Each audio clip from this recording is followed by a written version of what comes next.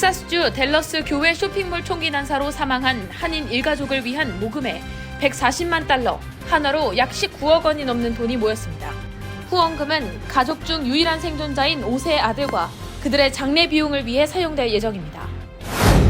퀸즈를 포함한 뉴욕시 외곽 지역에 소상인 렌트 부담이 커지고 있습니다. 이는 유색인종 커뮤니티 밀집 지역에서 특히 많이 나타나는 현상으로 지적됐습니다. 뉴저지 한인타운 근처에서 펜타닐을 생산하고 유통하던 쌍둥이 일당이 기소됐습니다. 이들이 검거된 거점에서는 100만 달러 이상의 불법 마약이 확인됐습니다. 뉴욕시가 급증하는 이민자를 수용하기 위해 긴급 임시 수용시설을 마련하느라 골머리를 앓고 있습니다. 공항 경납고나 공원, 경마장 또는 빈 건물들의 소유주에게 전화를 돌리며 난민 임시 수용시설로 쓸 수 있을지를 타진하고 있습니다.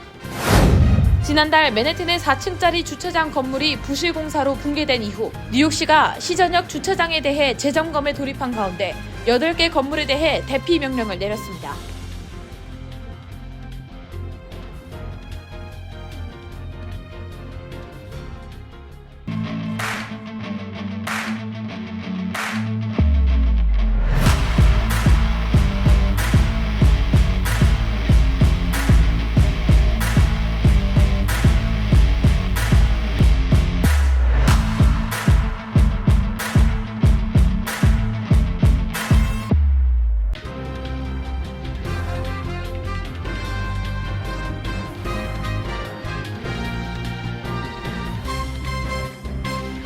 여러분 안녕하십니까? KBTV 뉴스9 김은지입니다. 텍사스주 댈러스 교회 쇼핑몰 총기 난사 사건으로 희생된 한인 일가족의 안타까운 사연이 알려지면서 기부 행렬이 줄을 잇고 있습니다. 사망한 조규성, 강신영 씨 부부와 3세 아들, 그리고 병원에 누워있는 5세 아들을 위해 개설된 모금 후원 사이트 페이지는 당초 모금 목표액이 5만 달러였는데 개설된 지 하루가 채 되지 않아 2만 8천여 명이 참여했고 오늘 오후 3시 기준 140만 3,500여 달러, 한화로 19억 원이 넘는 돈이 모였습니다.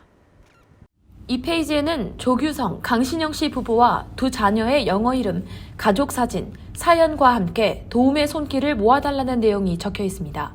글 작성자는 우리는 이 가족의 친구들이라고 밝히고 우리와 유가족들은 깊은 슬픔에 빠져 있다고 전했습니다. 이어 병원 중환자실에서 태어난 5세 아들 윌리엄은 이 끔찍한 사건에서 가족 중 유일한 생존자가 됐다며 이 페이지는 그들의 장례식과 그 밖에 필요한 비용을 부담해야 하는 가족들을 돕기 위해 만들어졌다고 밝혔습니다. 이번 사건에서 유일하게 살아남은 큰아들은 어깨에 총상을 입었고 수술 후 몸 상태는 어느 정도 회복됐지만 정신적으로 큰 충격에 빠진 상태인 것으로 전해졌습니다. 모금 페이지에는 윌리엄, 엄마 아빠가 늘 곁에서 지켜주실 거야. 어른들이 미안해. 정말 많이 미안해. 기도할게. 어린 나이에 가족을 모두 잃은 윌리엄이 감당해야 할 고통은 상상도 할 수 없다. 삶의 평안과 위안을 찾을 수 있는 힘과 용기를 얻길 바란다 등 윌리엄의 쾌유와 회복을 비는 글들이 영어와 한국어로 올라왔습니다. 피해자 지인의 전원에 따르면 사건 당일 이 가족은 다른 지인의 생일 파티에 갔다가 모임이 끝난 뒤 쇼핑몰에 들른 것이며 나흘 전 큰아들인 윌리엄이 자신의 생일을 맞아 선물로 받은 옷의 사이즈 교환을 위해 가족이 다 같이 나선 것으로 전해졌습니다. 마지막으로 함께 있었던 지인은 이 가족이 5분만 더 있게 잡았더라면이라며 애통해했다는 전언도 전해졌습니다.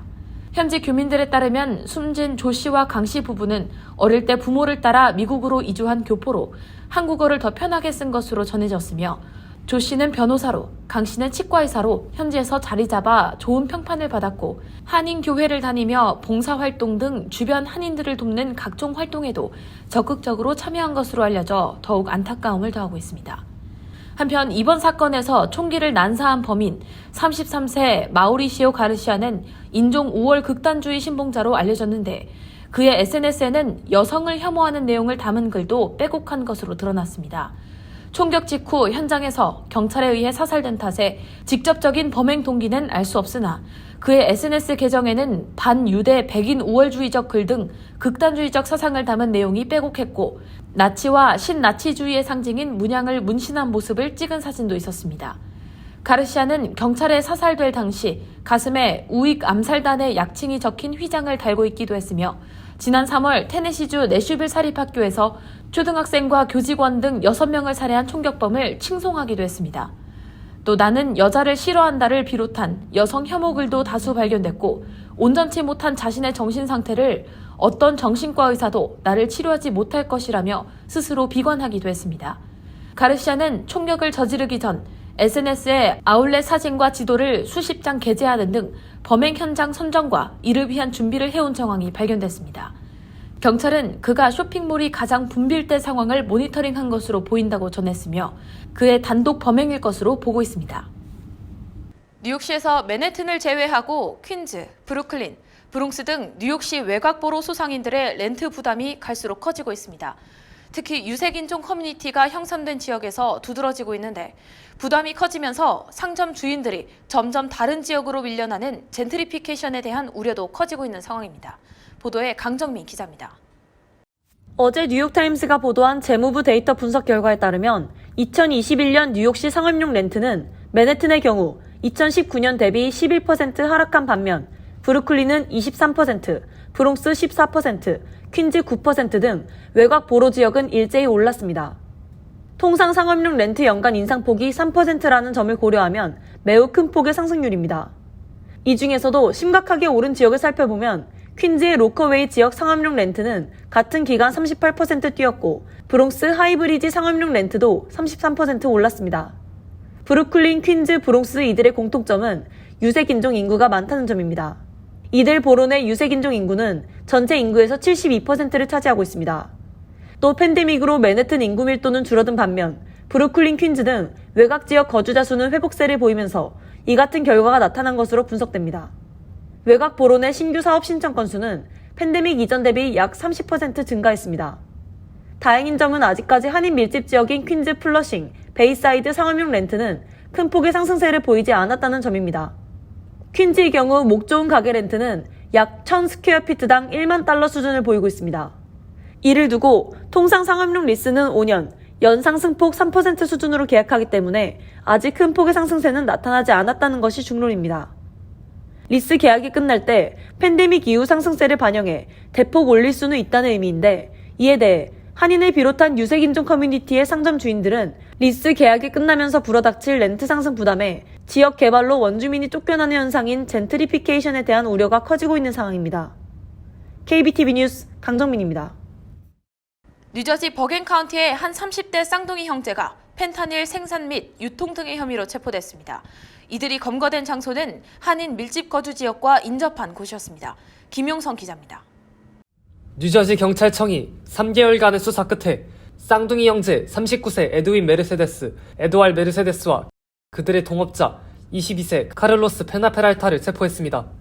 경찰은 지난 4월 11일 미국 우정공상의 도움을 받아 노스 버겐 파사익 에버뉴 46번가에 위치한 그들이 펜타닐을 생산하던 장소를 찾아냈습니다.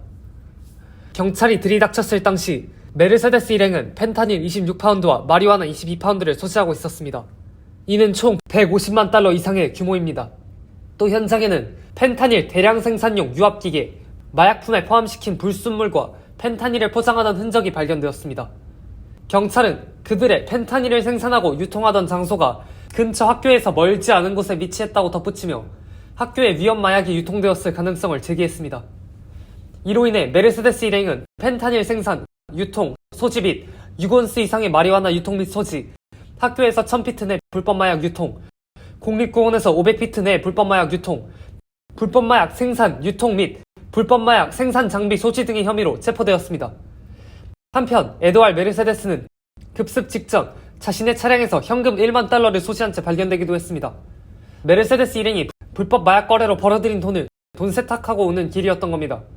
그는 위조된 운전면허를 사용하고 있었으며 경찰은 에드왈이 이를 이용해 마약 거래나 돈 세탁을 할 때 신분을 숨긴 것으로 분석했습니다. 에드왈 메르세데스는 현재 추가적으로 돈 세탁 및 신분 위조 혐의로 입건된 상태입니다. 에드왈 메르세데스와 카를로스 페나페랄타는 버겐 카운티 구치소에 구속되어 머지않아 법정에 설 전망입니다. 경찰은 현재 에드윈 메르세데스의 행방을 쫓고 있습니다. KBTV 뉴스 김용성입니다. 트럼프 정부 시절 국경을 넘어온 불법 입국자를 즉시 추방하도록 한 행정명령이 오는 11일 종료를 앞둔 가운데 안 그래도 이민자 포화 상태인 뉴욕시가 또 다른 이민자 급증에 대비해 긴급히 임시 수용시설을 마련하느라 골머리를 앓고 있습니다. 공항 경납고나 공원, 경마장 또는 빈 건물들의 소유주에게 전화를 돌리며 난민 임시 수용시설로 쓸 수 있을지를 타진하고 있는 것으로 알려졌습니다. 에릭 애덤스 뉴욕시장은 산하기관장 긴급회의를 소집해 임시 수용시설로 사용할 수 있는 공간을 신속히 찾아보라고 지시했습니다. 뉴욕시 간부들은 또 뉴욕시 부동산 단체 대표자들과 경제인 단체인 뉴욕을 위한 파트너십에 도움을 요청하는 한편 뉴욕 JFK 국제공항을 관리하는 뉴욕 뉴저지 항만관리청에 공항 경납고를 임시 수용시설로 쓸 수 있는지를 타진하기도 했습니다. 또 4년째 공실로 있는 맨해튼의 유명 건축물 플랫 아이언 빌딩의 소유주에게도 건물을 임시 이민자 수용시설로 전환할 수 있겠느냐고 문의했지만 소유주는 건물에 화장실도 없고 난방도 안 된다는 이유를 들며 거절했다고 전했습니다. 뉴욕시는 맨해튼의 센트럴파크, 브루클린의 프로스펙트 파크, 퀸즈의 플러싱 메도우스 코로나파크 등 뉴욕시 대형 공원을 비롯해 뉴욕 매츠의 홈구장인 시티필드의 주차장, 에쿼덕트 경마장 등도 임시 수용시설 입지 후보군에 올렸습니다. 나아가 주정부와 연방정부에 시내에 위치한 군 기지를 수용시설로 활용할 수 있는지를 문의하는 한편 현재는 폐쇄된 롱아일랜드 지역 킹스파크 정신병원을 사용할 수 있는지도 검토에 나섰습니다. 시내 거리 일부를 막아 야영장으로 쓰게 하거나 크루즈선을 임대하는 방안도 물망에 올랐습니다. 뉴욕타임스는 뉴욕시가 이민자 유입 급증에 대비해 내놓은 이 같은 긴급 방안에 대해 제안 중 대부분은 실행이 쉽지 않은 것들이라고 평가했습니다. 뉴욕시가 이민자 유입 급증에 긴장하고 있는 것은 국경을 넘어온 불법 입국자를 즉시 추방하도록 한 타이틀 42 행정명령이 이달 11일로 종료될 예정이기 때문입니다. 타이틀 42 행정명령은 지난 2020년 3월 도널드 트럼프 당시 정부가 도입한 정책으로 코로나19 확산을 막기 위해 질병통제예방센터 CDC가 보건법 조항을 근거로 육로 국경을 무단으로 넘은 불법 입국자를 즉시 추방할 수 있게 한 내용이 핵심입니다. 현 조 바이든 행정부에 들어서도 이 정책은 유지됐으며 이에 따라 멕시코와의 국경 지역에서 추방된 불법 이주 희망자들이 250만 명이 넘는 것으로 집계됐습니다. 뉴욕시의 경우 미 주요 도시 가운데 유일하게 주거권이 법으로 규정된 곳이어서 타이틀 42 행정명령 종료 시 주거지가 없는 이민자들이 임시 거주시설을 찾아 뉴욕시로 몰려들 가능성이 큰 상황입니다. 뉴욕시는 지난해에만 유입된 이민자 수가 총 6만 1천여 명에 달합니다. 지난달 맨해튼에서 4층짜리 주차장 건물이 붕괴하면서 6명의 사상자가 발생한 일이 있었습니다. 참사 이후 뉴욕시가 시전역 주차장들의 공사 상태를 다시금 확인하러 나선 가운데 8개 건물에 대해 대피 명령이 내려졌습니다. 이 중 한 주차장은 심각한 수준의 위험 요소가 발견돼 폐쇄 조치가 내려졌습니다. 정부는 문제가 된 층에 추가 공사 등을 진행하도록 하고 그 외 주차 공간들은 계속 활용할 수 있도록 허용했습니다. 김용성 기자의 보도입니다. 맨해튼의 9층짜리 상업용 주차장이 일부 사용 중지되었습니다. 뉴욕시 40번가에 위치한 이 주차장은 여러 층에서 철근 수 부족, 철근 부식 및 임시 버팀목 사용 등의 위험 요소들이 발견되었습니다. 이로 인해 주차장의 9개 층 중 4개가 사용 중지되었으며 시 정부는 긴급 버팀목 공사 및 철근 추가 공사 등의 조치를 취할 전망입니다. 사용 중지된 지하실 1층, 6층과 7층을 제외한 공간은 계속 사용될 예정입니다. 한편 뉴욕시는 업데이트되지 않은 안전 규정으로 건설된 옛 건물들로 고역을 치룬 바 있습니다.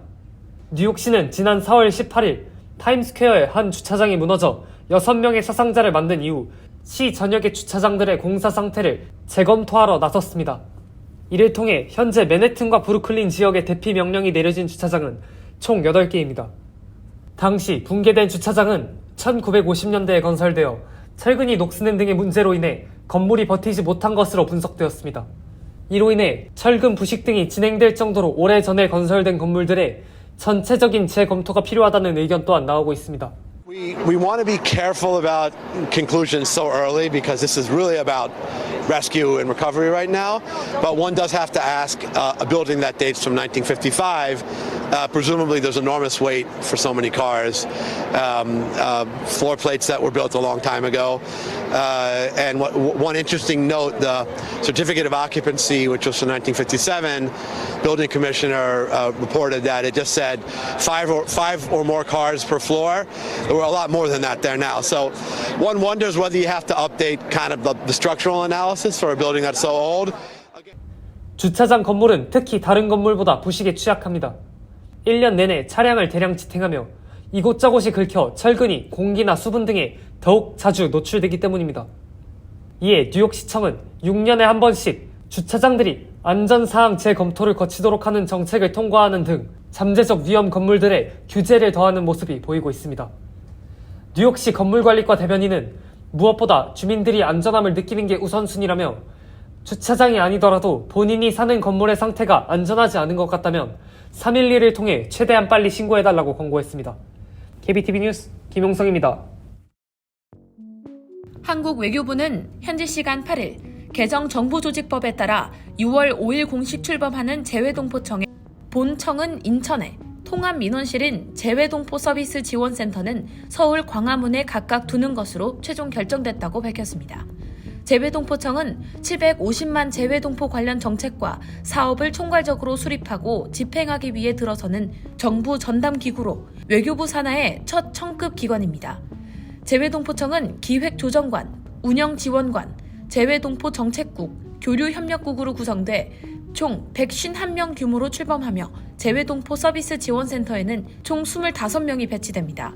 정부는 재외동포 서비스 지원센터 분소를 설치해 동포들이 서울과 인천 두 곳에서 모두 민원 업무를 처리할 수 있도록 할 계획이라면서 국적, 병역, 보훈, 사증 업무만 처리할 수 있었던 기존 민원 범위를 확대해 세금, 연금, 관세 관련 서비스도 제공할 예정이라고 설명했습니다. 베이비붐 세대의 40% 이상이 은퇴 저축 없이 은퇴를 앞둔 것으로 나타났습니다. 정치 전문 매체 더 힐이 센서스국 등의 조사를 토대로 보도한 데 따르면 56세에서 64세 사이 베이비붐 세대 중 은퇴저축 계좌가 없는 이들의 비율은 41.9%에 달했습니다. 65세에 은퇴한다고 가정 시 약 20년간을 사회보장제도에만 의존해 살아가야 한다는 얘기입니다. 통상 사회보장제도로 받은 체크 규모는 약 $1,800 수준인데 생활하기엔 턱없이 모자랍니다. 또 10명 미만인 회사의 근로자의 78%, 고등학교 졸업장이 없는 근로자의 76%, 히스패닉 근로자의 64%가 아예 은퇴 플랜 접근조차 어려운 것으로 파악됐습니다. 이에 따라 노인 빈곤율은 갈수록 높아져 가고 은퇴 시점도 점점 늦어질 것이라는 전망이 나옵니다. 2021년 노인 빈곤율은 10.3%로 20년 만에 가장 높은 수치를 기록한 바 있습니다. 연방이민당국이 시민권 신청서 작성 시 범죄 전력 여부 등을 속여 허위로 시민권을 취득한 이민자들에 대한 추적 조사를 강화하면서 이 같은 사실이 적발된 이민자에 대해 시민권 박탈은 물론 법정에서 실형까지 선고되는 사례들이 줄을 잇고 있습니다.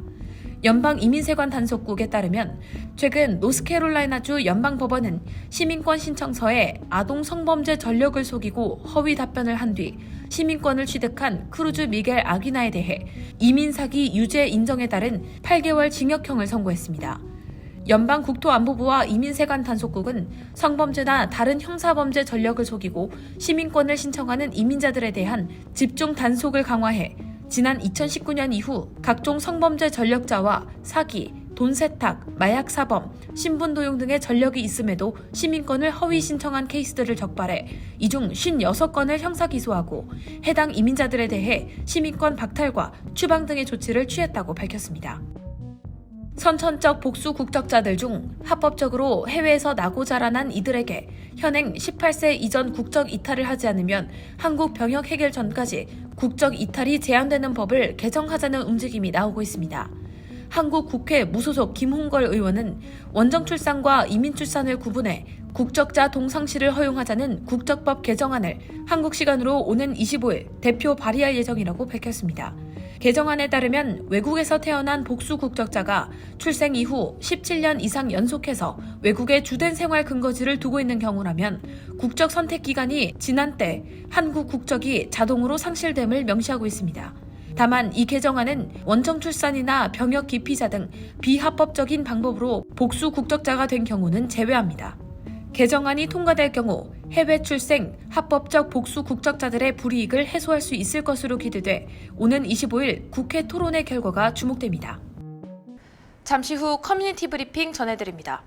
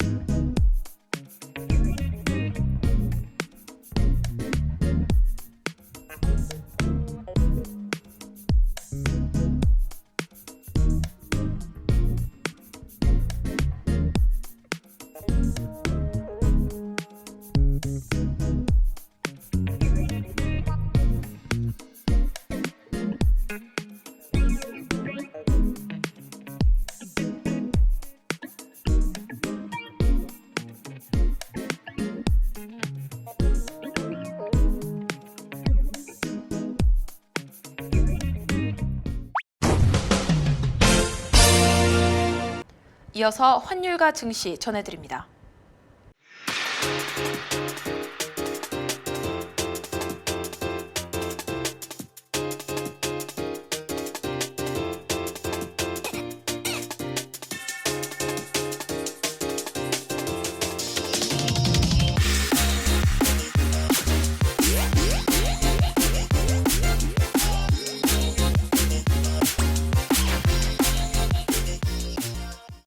잠시 후 뉴욕과 뉴저지 날씨 전해드립니다.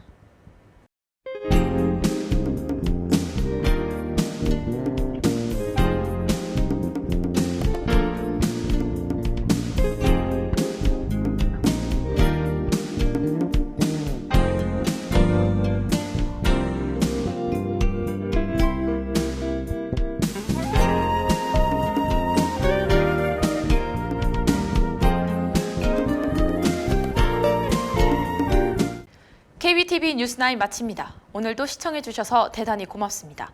편안한 밤 보내시기 바랍니다.